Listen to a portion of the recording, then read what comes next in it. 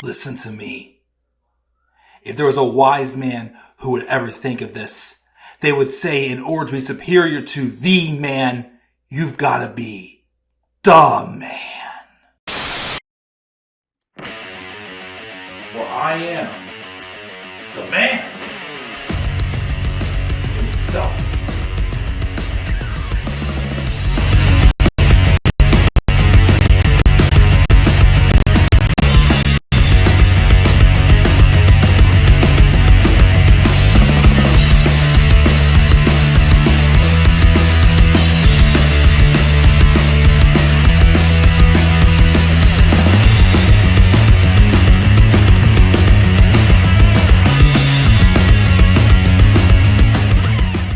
Hello all, what is going on and how you guys all doing on this late Sunday evening? This is the Club of the Man 1993, and if you didn't see the post I posted earlier, well, on here and all my other pages, today, September 22nd, which is the day I'm recording this, is my birthday.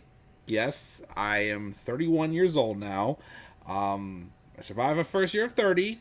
31 doesn't really feel any different, I'm being honest so far, but 30 wasn't too bad.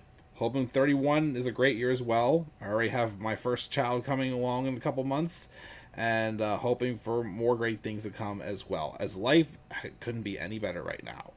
But yeah, I'm here to review SmackDown tonight. I almost didn't review it tonight because I am tired. I am exhausted. I took some photos today for a friend's event, and I've been on the go all weekend, and I'm just very busy right now, getting ready for other stuff going on personally. So I was going to wait on this review, but I don't have much time tomorrow. Tuesdays are no-goes for me. So it wouldn't be till Wednesday. I didn't want to get that far behind again. So I am going to come up here and we'll come down here and record a quality, but probably brief review.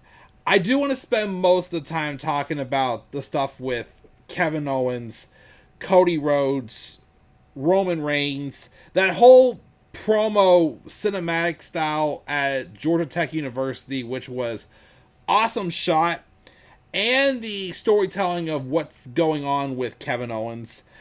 I was going to talk about the rumors about SmackDown going 3 hours for 6 months and that whole shabaddle. But because, again, I don't think I'm going to have the energy to talk about all that. I'm going to put that off to the side, maybe till next review, or maybe I'll do a separate video on that as well, and just go from there. But I will give a quality review of SmackDown, which I thought was a good show. I mean, again, the bulk of it did have a lot of stuff with the main story with Roman, Cody, the Bloodline, and, of course, Kevin Owens slowly teased heel turn. Most of the other stuff on the show wasn't that bad. I mean, a couple little things that I'm just like, head scratching about, but we had some good stuff. I thought the opening U.S. title match with LA Knight and Andrade was excellent. We are getting a 6th match between Andrade and Carmelo Hayes next week on SmackDown. I still think they need to get to the 7th match. They have to do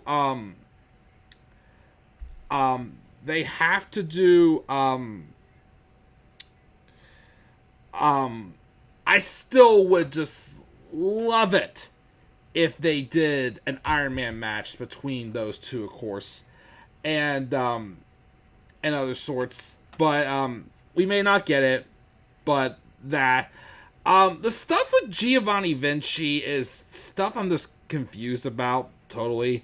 I did like the hype video we got for an upcoming dumpster match we got with Chelsea Green and Michin.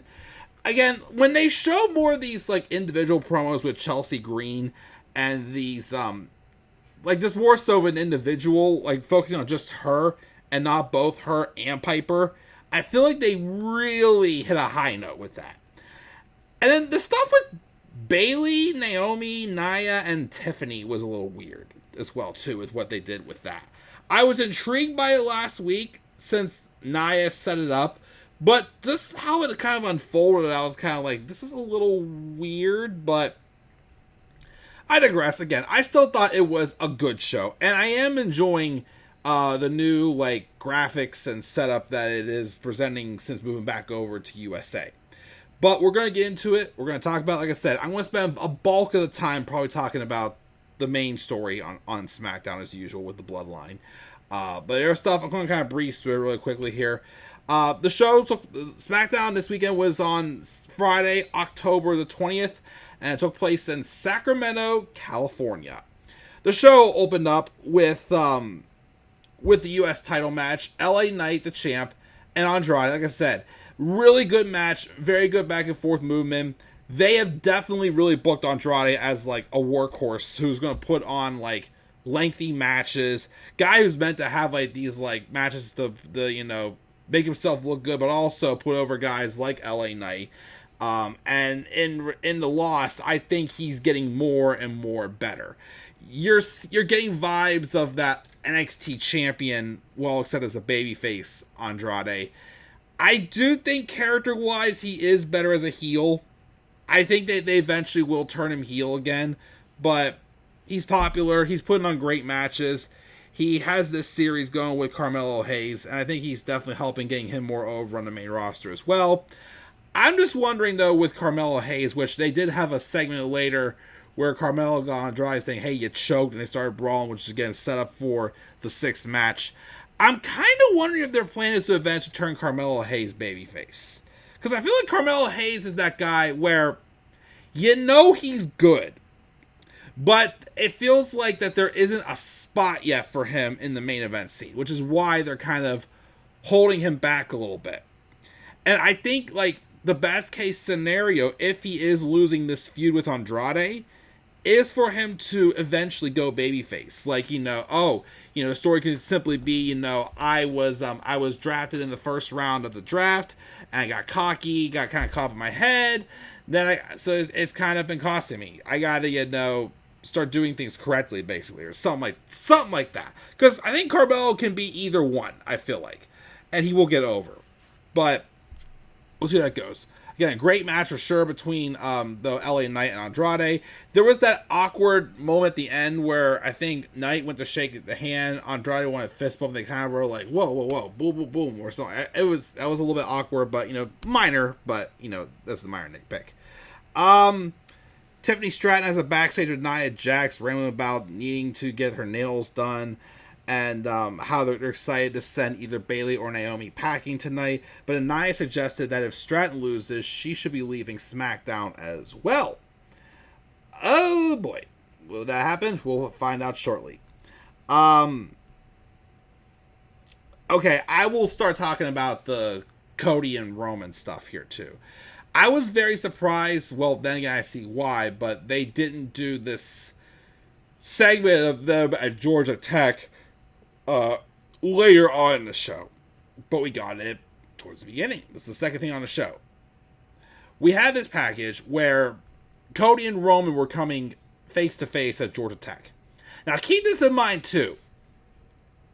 Cody and Roman's promos in the past, whenever it was just them, they weren't the best. They had help from a Rock, from a Seth Rollins, and a few others that kind of made their second match story a lot more interesting. So I was kind of worried a little when I saw we were going to get in this. I'm like, okay, how's this going to go down? Because we all remember that one face-to-face they had right before WrestleMania. Yeah, that kind of exposed that feud definitely needed more than just the two of them. So I was definitely a little concerned about this. But there's a lot more of a story to it now, which that definitely helped for sure. And I gotta say, it was definitely their best promo they've done on each other. So we have Georgia Tech, where Roman gets face to face with Cody and talks about this is the field where he played football. It's a field, and it's his field, and it's his city. And what has Cody done for his city? Cody counters with all the blood he and his family have shed in this town, and that this may be Roman's city, but it's Cody's home. Reigns acknowledges this and says, Cody's everything to lose, but he has nothing to lose. They took Jimmy from him. They took Paul Heyman from him. They took the Bloodline from him. And they took the Garland, well, the, what's it called now? The lay, whatever the heck he calls it. And they took that away from him as well, of the tribal chief. And for the first time in a long time, there's no weight on his neck. And he's a man without a country. Cody points out that he told him he'd be a chief without a tribe before their first match at WrestleMania. Which Cody was like, hey, I warned you this would happen, and look what happened. It happened right there. Let me see here. Where are we at here? Then they took all these things from Roman, but does he really have nothing to lose?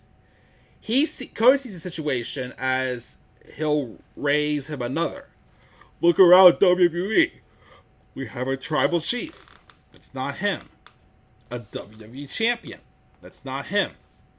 So if he can't even beat his own bloodline, who's standing here right now? It's not the biggest box office attraction in the history of WWE. It's not that guaranteed WrestleMania main eventer. No, it's the guy they used to call Roman Reigns. Roman's like, okay, cut to the chase. What do you want? Cody says, I just want your word that you will have my back at Bad Blood so that he can have this. Roman considers it for a second, and then he tells Cody, fine, I won't turn on you. But understand, though, when this is all done, he's taking back what's his, referring to the title. He goes to leave, but then Cody just steps right in front of him, simple little things, and cuts him off. Looking him in the eye and tells him it's not his to take. Referring to the championship. Roman then says, you're in my way. Cody steps aside, but then Roman counters and says, in my way in life. Basically saying that, you're the biggest thorn in my side that's taken everything away from me. Yow. So, cinematic-wise, I love how this was shot. This felt like, people say like a movie trailer, like a sporting hype video, like this. I wish WWE would do more things like this. This was cool. The only nitpick I had from this promo, again, it was a great promo, is Cody needs to explain why, after saying that, the bloodline was all Roman's problem, why is Cody doing this with Roman? I guess maybe they need that, they'll say that because of the further explanation, because then we are showing that Kevin Owens is backstage watching this on the monitor, and he's disgusted by this. Which, honestly, he should, because if anyone has suffered a lot from the bloodline over the years, it's not Cody Rhodes. It's Kevin Owens. Kevin Owens, when he was done with them, and he beat Roman and Solo last year with Sammy for the tag titles, then Solo takes over, and who's the first person Solo targets? Kevin Owens. So, Kevin kind of has every right to be upset with this.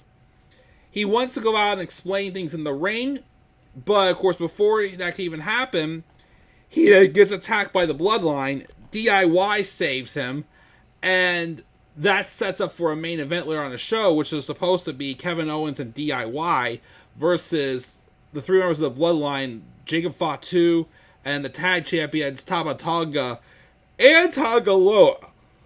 We'll get to that, of course, in a few minutes as well. But yeah, so Kevin Owens obviously is not happy. And heck, this could lead to, other people being not happy with Seth Rollins. All of a sudden, okay with tag teaming with Roman Reigns, which hasn't really explained why. But again, people who definitely helped him, especially Seth Rollins. Seth Rollins is probably the biggest reason why Cody is champion right now. Because again, you go back to the Royal Rumble, that Seth Rollins is still probably one of the biggest thorns in Roman's side. Whenever it counts the most, Roman has not been able to beat Seth Rollins. So, of course, obviously, Seth went out of his way to help Cody, but then Cody kind of betrays him as well. He's betrayed everyone who has had issues with the Bloodline just to team with Roman Reigns. And of course, that definitely is a good foil to lead to the Kevin Owens heel turn. Which I know a lot of people are saying, because there have been rumors speculating for a bit that Kevin Owens' contract is set to expire at the end of the year. Will he stay or will he go? I do definitely think he needs his heel turn. I do think that, him having a more justified story like this, like how it is with Drew McIntyre, is going to help him. My thing is, though, is that when he does turn heel, he ain't beating Cody for the title still. I think the only thing you could really do with Kevin Owens make his heel turn worthwhile is if he does turn heel. I think he should be the one to dethrone LA Knight at the US title. Because both on the mic, that'd be a great feud. LA Knight and Kevin Owens. But we'll see where it goes. Owens still had his main event match later in the show with him and DIY versus the Bloodline. We'll talk about that shortly. Apollo Crews, again, took on Giovanni Vinci. And this time, instead of just the roll-up pin at the beginning, I got an itch on my back, I'm sorry. They had a little bit of a back-and-forth match, but then all of a sudden, Apollo rolls up Giovanni again, and Giovanni just snaps and beats down on Apollo. To where I'm kind of like, why are they giving a guy like Giovanni Vinci this similar like Chelsea Green gimmick, where they're trying to get him over through losing? And I just don't think Giovanni Vinci's meant to be that guy. Like, I've seen him wrestle. I think he is meant to be more, dominate a single star and whatnot. This right now, this like rich boy persona, he takes things for granted and it costs him and whatnot. I'm not feeling it so far. I'm really not feeling it. But hopefully they turn it around and make, Giovanni a little more interesting than they are right now. What else do we got here? We got the Kevin Owens stuff. I already talked about all this. We did have Bayley and Nia take on Bayley and Naomi team to take on Nia Jackson, Tiffany Stratton. Again, the stipulation was that if Naomi or Bayley pinned Nia or Tiffany, then the winner would get a shot at Nia Jackson at Bad Blood. But if Nia and Tiffany won, then whoever eats the pin, and that's again, whoever actually eats the pin would have to leave SmackDown. And then the match kind of just ends with both Naomi and Bayley pinning Nia at the same time. So now they're doing another number one contenders match next between two of them. And I'm kind of like, okay, weird. But I don't know. This didn't work out as I thought it would, of course, with this segment. But, it happens, of course. You see here. We get that Chelsea Green vignette. She is training for her dumpster match against Mia Yim. Nick Aldis also again makes it official that he's going to be Bayley and Naomi next week. The winner faces Nia Jax at Bad Blood. Kevin Owens in the main event again was supposed to face the Bloodline with DIY, but DIY got beaten down, and the Street Profits instead jumped in and had the match. Match was what it was. The winners were... sorry, my page is constantly doing weird things. Come on, I just want to see who won the match. I can't remember. The match went to a no contest, which also had like a random ending to it. I didn't think it got that much out of control yet. But basically it leads to Cody Rhodes coming out and helping Kevin Owens and scaring him off and teasing that he was going to attack Cody again, and he didn't. I don't know. Maybe Kevin Owens will cost Cody and Roman their match at Bad Blood. Who knows? But guys, yes, that is my review of SmackDown. So it's going to be quick. It was going to be brief. It was going to be good quality. Because again, I am tired and I do want to get to bed. I give the show a B. Like I said, I am intrigued by some of the things here. There's some things again that are weird. Like I said, I'm not sure if I really am into this stuff with Giovanni Vinci.